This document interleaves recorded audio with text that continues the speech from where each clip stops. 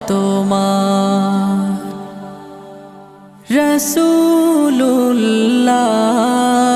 রাসূলুল্লাহ কি উপায় হবে আমার রাসূলুল্লাহ কি উপায় হবে আমার ওই মদিনার পথের ধুলি মাখতাম আমি পেলে সুরমা বলি ওই মদিনার পথের ধুলি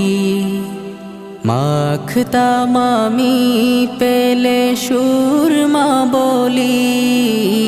ফিরে পেতো এ নয়নে নূর